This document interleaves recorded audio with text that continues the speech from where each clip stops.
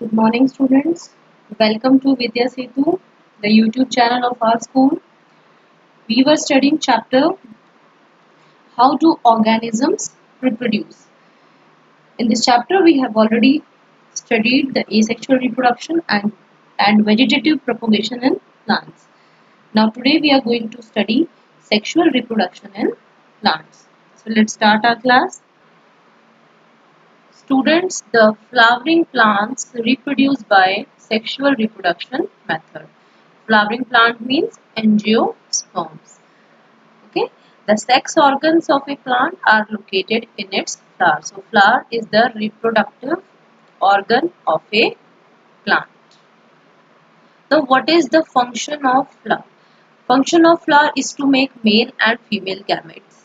Okay, flower make male and female sex cells, and it ensures that fertilization will take place to make new seeds for reproduction of plant.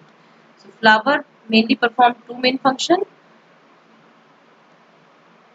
production of male and female gametes, and secondly to ensure the fertilization. So student, this is the structure of flower. The main parts of flower include the receptacle, sepals, petals, stamen, and carpel. We can also say pistil. Carpel is also known as pistil. Now, the receptacle is the base. This dark green area, this portion is called the receptacle. It is the base of flower to which all the parts of flower are attached. So, to receptacle, all the parts of the flower are attached. Now, sepals. Now, sepals are the green leaf-like parts. These light green leaf-like parts, they are known as the sepal. Now, all the sepals together, they are called calyx. Okay, and function of sepals is to protect the flower in bud stage. When the flower is in bud stage, then the sepals provide protection to the flower. Now, next part is petals. So these colorful leaves, these colorful red color leaves, they are known as the petals. Now all the petals, if we together call all the petals, then it is known as corolla. Okay, all the petals, they are together called corolla. Now what is the function of these petals? These petals, they are colorful, so they attract insects for pollination, and they also protect the reproductive organ of flower.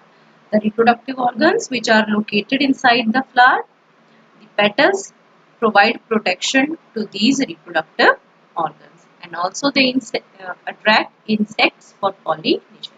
Now next part is the stamen. It is the male reproductive part of flower. So here you can see in this diagram, this portion is known as stamen. So stamen has two parts.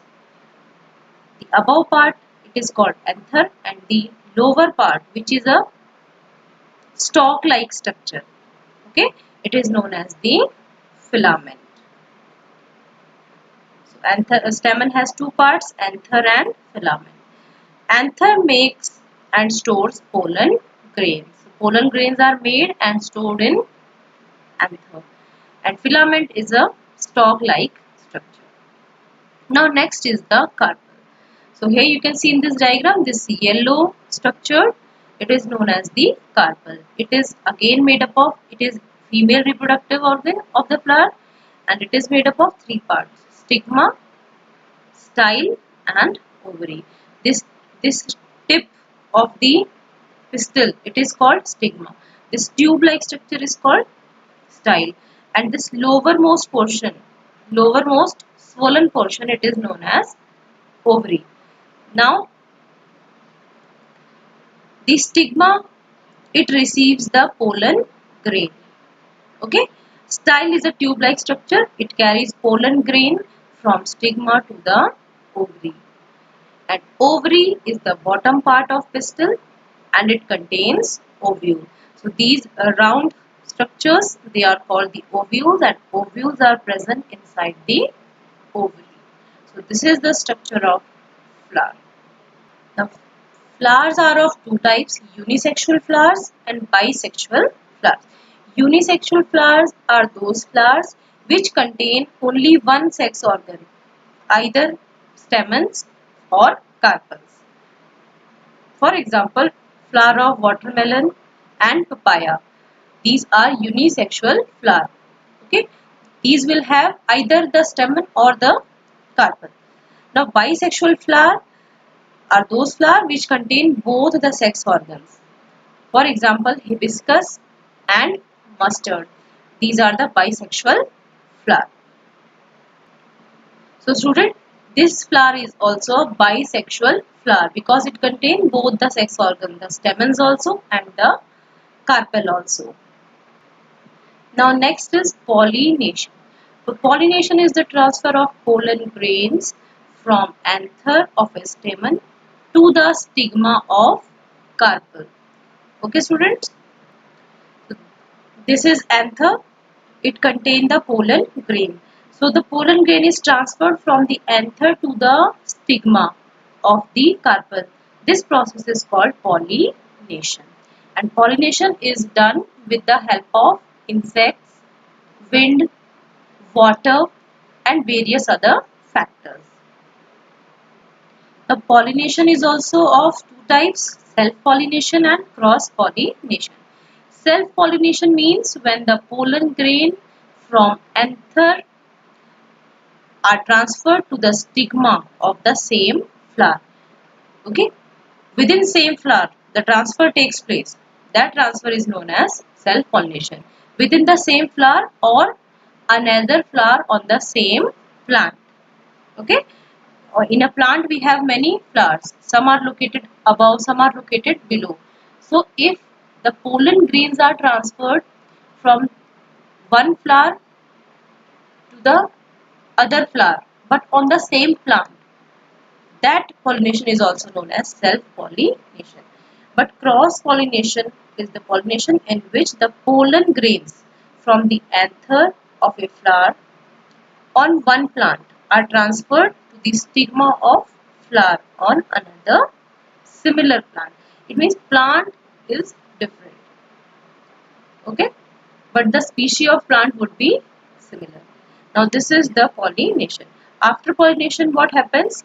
Fertilization will take place. Fertilization means the process of fusion of male gamete, which is pollen, with the female gamete, which is egg, present in the ovule to form the zygote. The ovule contains the egg, so the fusion of the male gamete with the female gamete is known as fertilization.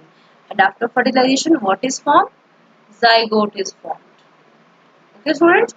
After fertilization, the fertilized ovule forms the seed, while the tissues of ovary become the fruit. It means after fertilization, the ovule forms the seed and the ovary will become the fruit. So this is the diagram which is explaining the process of fertilization.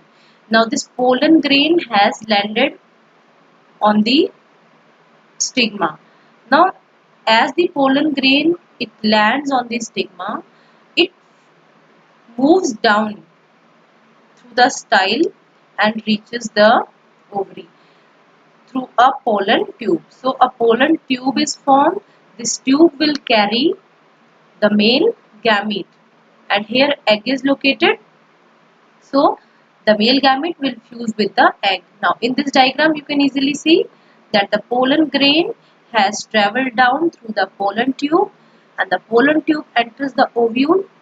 Male gamete fuses with the female gamete. Now here zygote is formed. Okay. So this is the process of fertilization. Now in angiosperms, double fertilization takes place. Double fertilization means fertilization takes place twice. Okay. So double fertilization involves two processes, triple fusion and syngamy. Now here you can easily see this is the diagram of female reproductive part. Okay, students. Now the pollen grain has landed here. Now this grain will move downward. These pollen grains carry the male gametes, which are sperms, and they will move downward through the pollen tube and will reach here. Okay. Now here within the ovule, the egg is present and the polar nuclei are also present. Okay. These two which are present in the center, they are called the polar nuclei. Now two male gametes will come. Okay. Single pollen grain contain two male gametes. Now one of the male gamete will fuse with the egg and the other male gamete will fuse with the polar nuclei. So when fusion of sperm nucleus with two polar nuclei to form endosperm, this process is called triple fusion. And syngamy means fusion of sperm nucleus with the egg to form zygote. Now I told you that one male gamete will fuse with the egg and it will form zygote. This is known as syngamy. The other male gamete will fuse with the polar nuclei. Okay, and it will form endosperm. This is known as triple fusion. So fertilization is taking place twice. Okay, so that's why it is known as double fertilization. Now endosperm is formed by the fusion of this polar nuclei and one male gamete. What is the function of endosperm? Endosperm provide nourishment to the developing zygote because zygote is formed by the fusion of male gamete, one male gamete with the egg. Okay, so when it forms, zygote is formed, the endosperm will provide nourishment to the zygote. So this is the embryo sac. Now here you can easily see that one male gamete is fusing with the two polar nuclei. So the fusion of sperm nucleus with two polar nuclei is called triple fusion, and the fusion of sperm with the egg is known as syngamy. Both these are together known as the double fertilization. Now one question is generally asked, why endosperm is formed before zygote? Okay, or we can say why the formation of zygote takes place later than endosperm, because the endosperm provide nourishment to the developing zygote. If zygote is formed and there will be no endosperm, then the zygote will not be able to survive because there is no one to provide the nourishment to the developing zygote. Okay, so student, this was all about the sexual reproduction in plants. I hope you all have understood the concept well. Thank you for watching.